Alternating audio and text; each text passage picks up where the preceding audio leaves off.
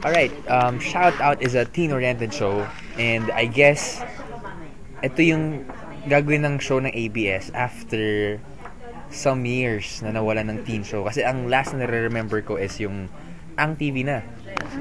Ang TV ang tagal na yun eh. 4:30 na Ang TV na. And right now, I think Shout Out, the show, will be taken to a higher level. Kasi eto, andito na lahat ng dancing, hosting, singing, o pwede daw. And at that, on that note, pwede talaga. On that note, parang ASAP XV Live every single day. So, I guess the audience will be expecting not just good performances but the best performances. Anong feeling na isa ka sa mga ginawang prime lead stars nito and backing up yung mga baguhan? Siyempre, honored and happy dahil pinagkatiwalaan ako ng mga bosses to be one of the postes, quote unquote, postes. Yung mga posts sa mga leads sa show na to, and to host a specific show is one great privilege and honor. Tapos maging poste ka pa, okay na okay. Robbie, tanong ko lang. Anong tanong mo, Aaron? Ano lang to? Ha? Nakuha ko lang sa mga source ko. Saan yung source? Sa Ate Mafi ba? Bakit after ng Boys Town natin, hindi mo daw pinapansin si Jessie Menjola? Ay, ganun? Anong nangyari?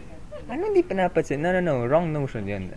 Siyempre, after Boys Town, nagkausap-usap pa. Nag-usap pa kami bago pumunta ng... bago mag-Lunes. Nagkaroon ba kayo ng relasyon? Okay, I'll be frank about that one. Okay, niligawan ko siya, oo. Pero hindi kami nagkaroon ng, relasyon. Kaya ba hindi kayo nagpansinan kasi binasted ka? Hindi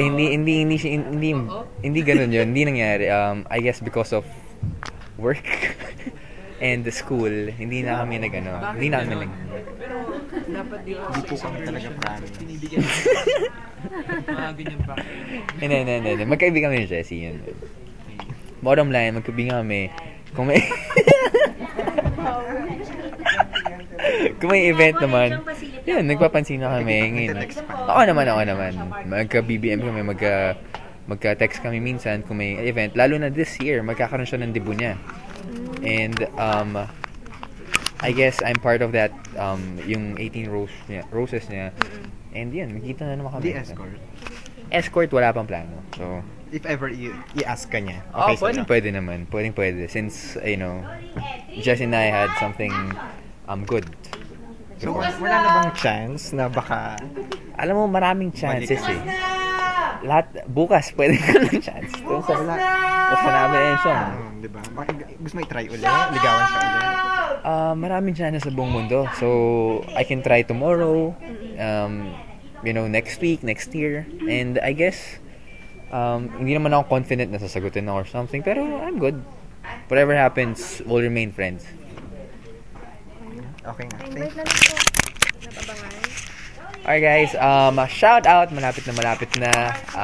It's a teen-oriented show, so I guess ang may expect nyo dito, pure energy. Ni si Gary V, pero the best of the best. So panoorin nyo, November 29, at mamaya na yan. Sige, bye-bye.